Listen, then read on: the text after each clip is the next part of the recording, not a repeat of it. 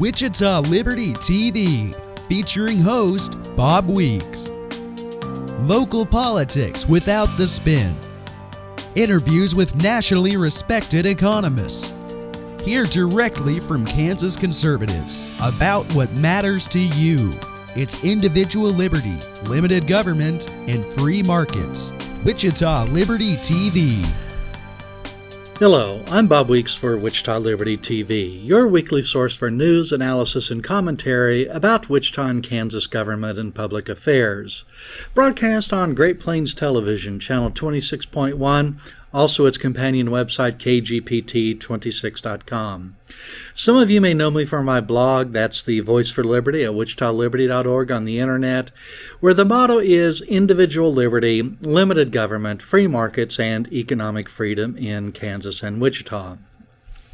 If you'd like to learn more about the issues covered today or to contact me, well, please visit wichitaliberty.org. You can subscribe to the email newsletter, like the Voice for Liberty on Facebook, and do follow me, Bob Weeks, on Twitter.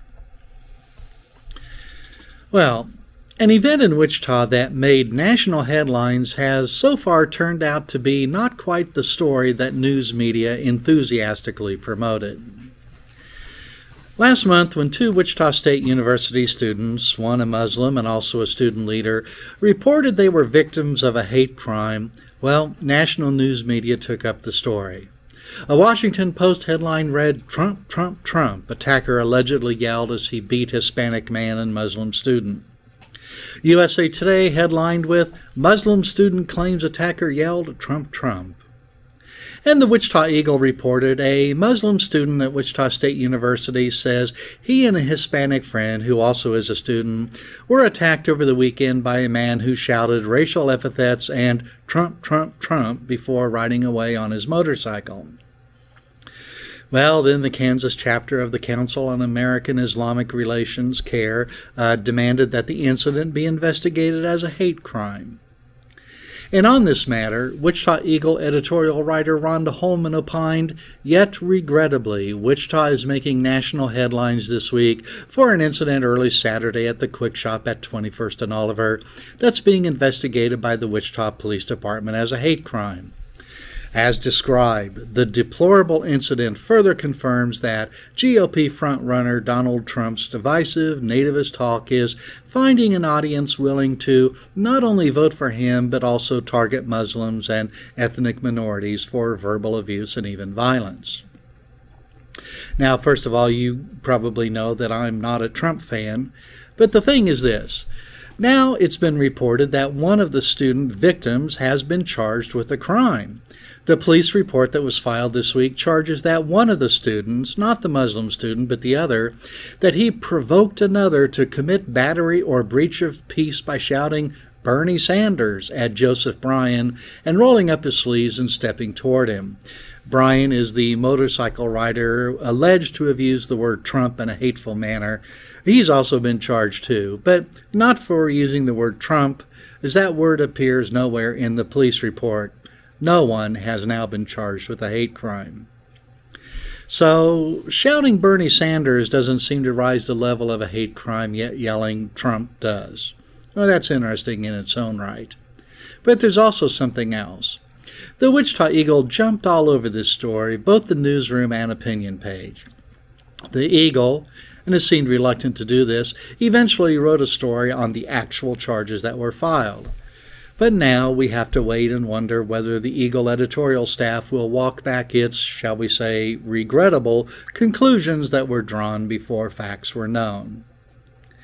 And who knows what really happened, and does it really matter? Does a scuffle involving three young people in Wichita rise to the level of national news, and does it really say much about the state of race relations in America? But if the police report accurately describes this event, well, I have to wonder what charges will be filed against the two WSU student victims for lying to the police, and will their reputations suffer for having lied to the public?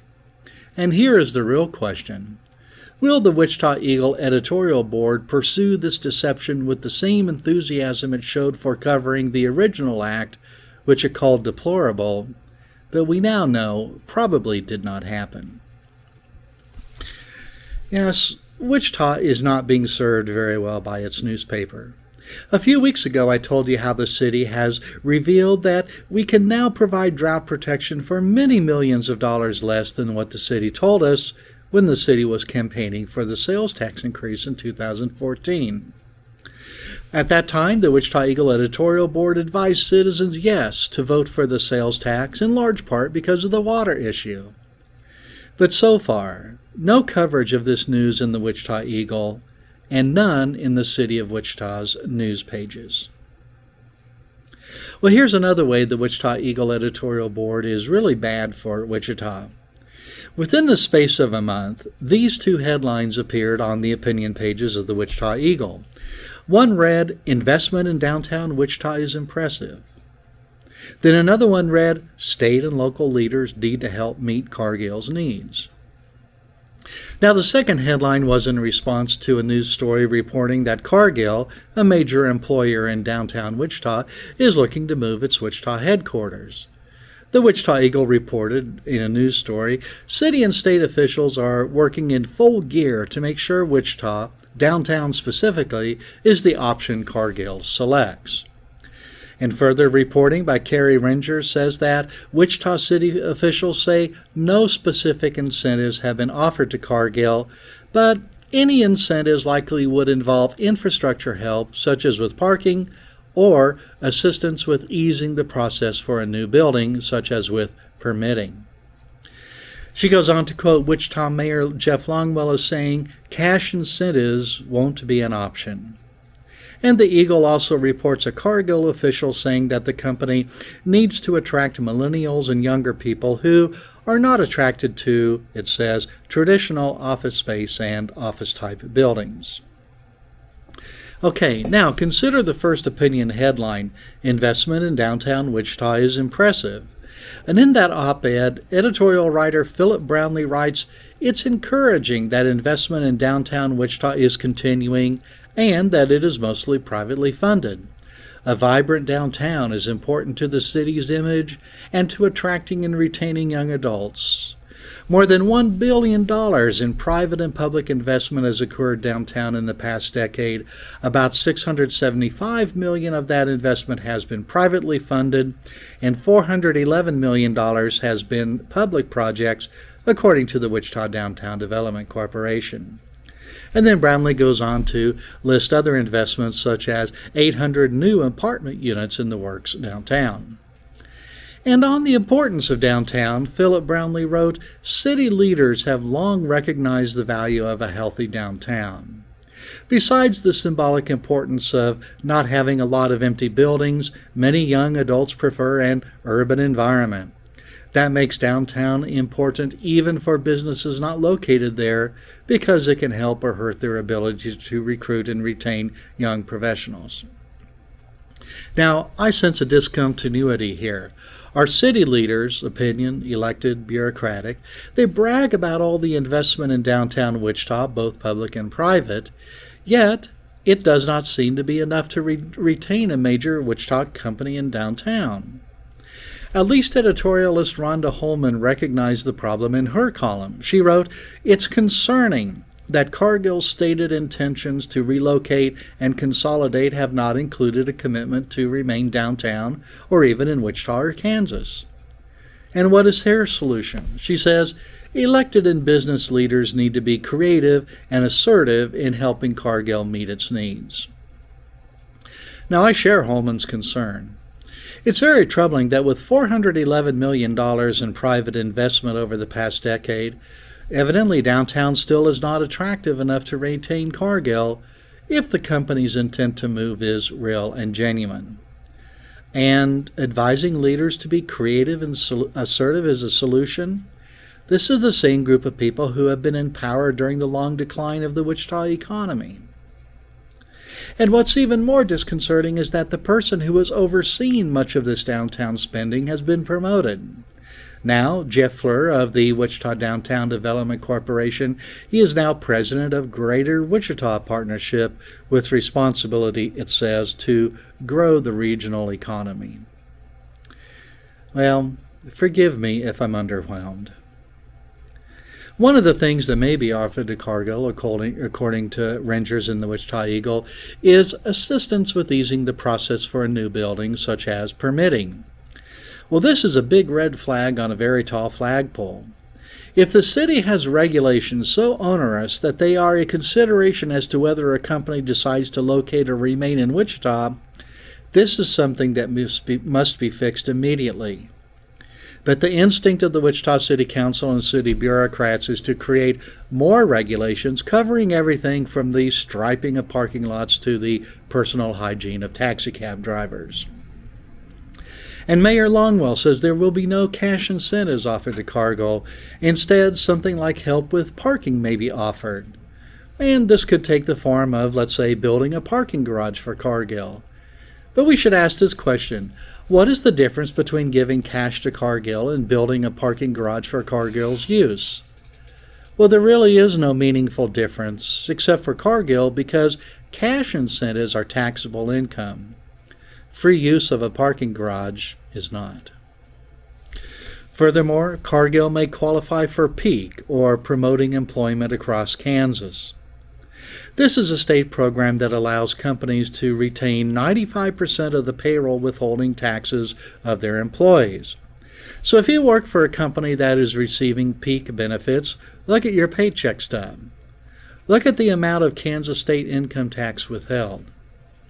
Your company gets to keep 95% of those dollars effectively. Now, the original intent of the PEAK program was to lure companies to locate in Kansas, but in recent years, the program has been expanded to include incentivizing companies to remain in Kansas. And while this is a state program, not a city program under Mayor Longwell's control, PEAK benefits are more valuable than cash. Now, I think you know my feelings about targeted economic development incentives. Research tells us these incentives do not have the magical powers that government officials believe they have. Incentives increase the cost of government for companies that do not receive incentives, and that makes it difficult for startup companies to survive. And it's these young, entrepreneurial companies that we need to cultivate for our future. But the people in charge believe in incentives. They are tools in the toolbox, they say. And taxpayers have done a lot in the past, and officials have a lot of tools in the toolbox. The Wichita City Council, at any time, for any reason, can vote to give anyone as much cash as it wants. It's been done before. And almost weekly, the council grants various forms of tax exemptions to companies, which are really more valuable than cash.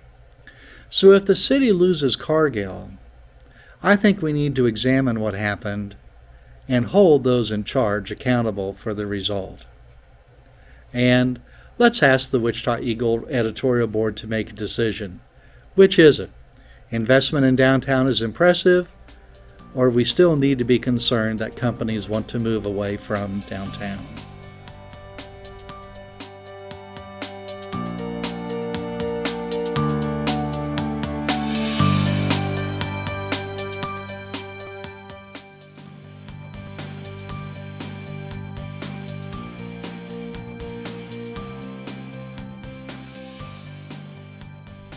Welcome back to Wichita Liberty TV. I'm Bob Weeks. Well, Governor Sam Brownback vetoed a bill, and reaction reveals the instincts of many government officials, which is to grab more power whenever and wherever possible. The bill the governor vetoed gave cities additional means to take blighted property. The bill is Senate Bill number 338. Now, cities in Kansas already have many tools available to address blight. The state has statutes granting cities powers that they can use. And at Wichita City Council meetings, a regular and routine item of business is a condemnation hearing. And a common result is that a property faces a visit from a man on a bulldozer. So, what is the purported need for additional power? Well, in remarks during a meeting, Wichita City Council member Pete Meissner said there is no intent to be aggressive in taking anyone's property. But expanding the power of government, aggression in other words, is what the bill gives. Otherwise, what is the need for the bill with its new methods and powers of taking property? And once government is granted new powers, government nearly always finds ways to expand the power and put it to new uses. Even if we believe Councilmember Meitzner, and we should not, he will not always be in office. Others will follow him who may not claim to be so wise and restrained in the use of government power and aggression. In particular, government finds new ways to expand its powers through enabling concepts like blight. Did you know that the entire suburban town of Andover is blighted? That's what the town's city council says. And across the country, when governments find they can take property with novel and creative interpretations of blight, well, they do so. Yeah, it's easy to sense the frustration of government officials like Wichita Mayor Jeff Longwell. In his remarks, he asked opponents of SB 338 what would they do when confronted with blight. That is a weak argument, but it's one advanced very often. Everyone has the right, yes, even the duty, to oppose bad legislation even if they do not have an alternative solution. Just because someone doesn't have a solution, that does not mean their criticism is not valid. And this is especially true in this matter, as cities already have many tools to deal with blight. More broadly, this criticism is one that proponents of liberty, free markets, human ingenuity, and spontaneous order frequently face. We say no. Please do not expand the power of government as a solution to this problem. Government then says, well, what is your solution? And if we reply with something other than a government plan, they say we have no solution. And in the eyes of most government officials and bureaucrats, free people finding solutions through free markets is not a solution. Spontaneous order is not to be tolerated or relied upon. Well, proponents of Senate Bill 338 also make unfounded accusations about the motivations of opponents of the law. Because someone opposes this law, it does not mean they are in favor of more blight. But those who fight for freedom and liberty are used to this. Advocating for the right to do something does not necessarily mean that one is in favor of actually doing it. And much of the discussion around this issue concerns the rights of people who live near blighted property. People do have certain rights, but rights have limits. And regarding property, Roger Pilon of the Cato Institute writes, thus, uses that injure a neighbor through various forms of pollution, by example, particulate matter, noises, odors, vibrations, etc., or through exposure to excessive risk, count as classic common law nuisances because they violate the neighbor's rights. Well, notice that Pilon mentions excessive risk as something that injures a neighbor. Now, some of the things the city wants to control through this blight ordinance are things like drug dealing, drug usage, and prostitution that may take place on blighted property. And I suppose it is a risk to have gangs dealing drugs out of the house across the street, whether or not it is blighted. But these activities are illegal everywhere in the city, and there are many laws that the city can use to control these activities. There is no need for new laws. And it is important to draw a bright line as to where property rights end. Pilon again writes, by contrast, uses that injure one's neighbor through economic competition, say, or by blocking his view, which runs over your property, or offending his aesthetic sensibilities, are not nuisances because they violate no rights the neighbor can claim.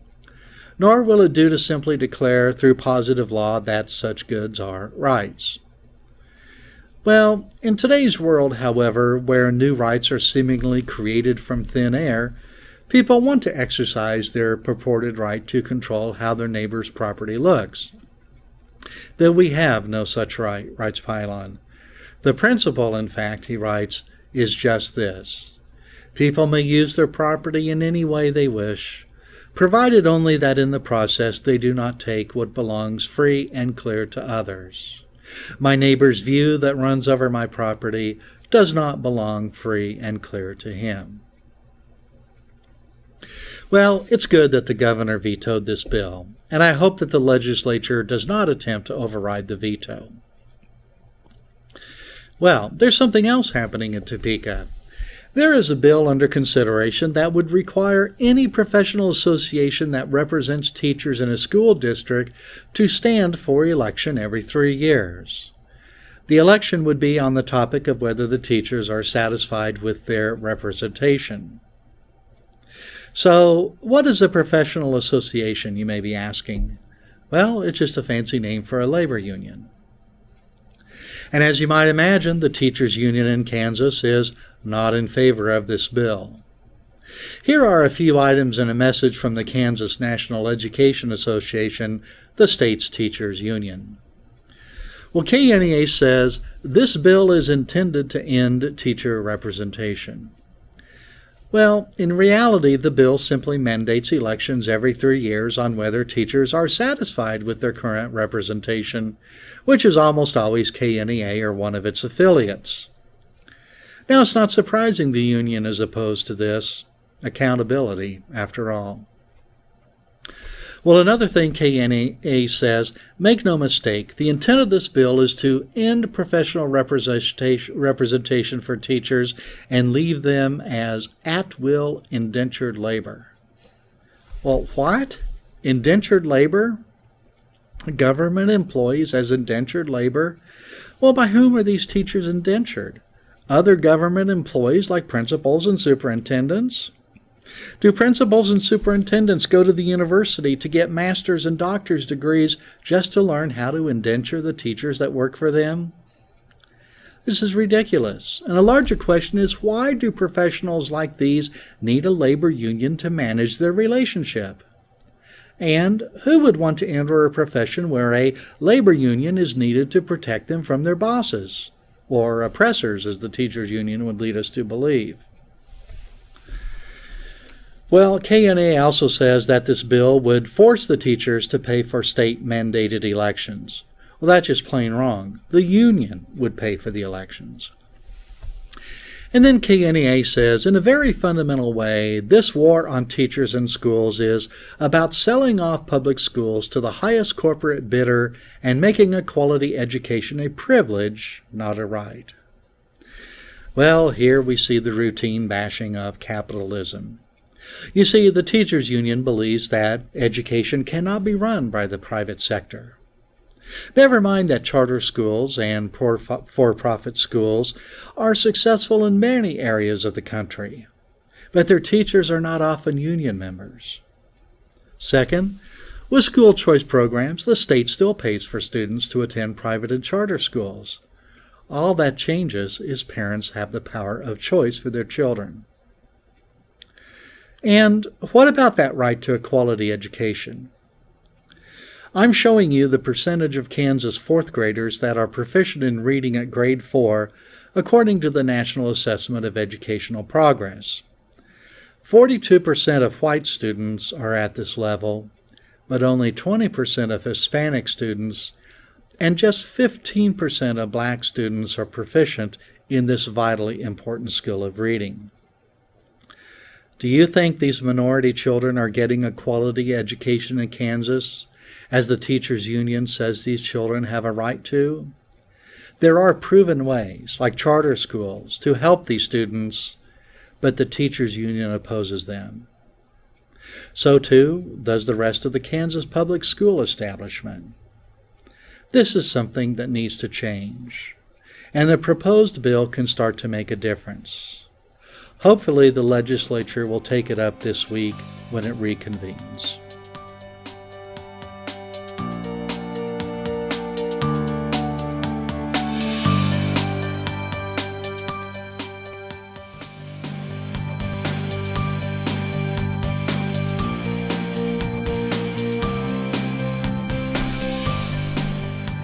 Welcome back to Wichita Liberty TV. I'm Bob Weeks. I'm sorry to have to let you know that capitalism has a bad reputation. In the last segment, we saw how the teachers' union in Kansas worries about capitalism in education. Capitalists are portrayed as greedy people, interested only in how much profit they can extract from their unwitting and captive customers. And whatever profit made is bad, being a ripoff of customers, and government should provide more goods and services because, government can do things at their lowest cost without the burden of having to earn a profit. But did you know that capitalism actually leaves its practitioners with little choice if they want to succeed? That capitalists must shun greed in order to get started. And just what is the role of profits? Here, George Gilder explains in this short video from Prager University. Please join me in watching this video. Now, no one disputes that all economic systems reflect the intrinsic self-concern of human beings. But only capitalism creates a group of people known as entrepreneurs who have no choice but to concern themselves with the needs and desires of others. These others are their customers. Few economists, however, actually study the behavior of these entrepreneurs, the creative leaders of capitalist businesses. If they did, they would discover that entrepreneurs, by the very nature of what they do, must shun greed. First and foremost, responding to others is the very opposite of greed. Second, greed in the economic sphere is normally expressed as the immediate consumption of goods and services. I grab what I can without regard for others. But entrepreneurs must begin by saving, which is defined as foregoing consumption to achieve long-term goals. Often it takes months, sometimes many years, to bring a new product or service to market. Furthermore, entrepreneurs must collaborate with others, building teams to achieve their aims.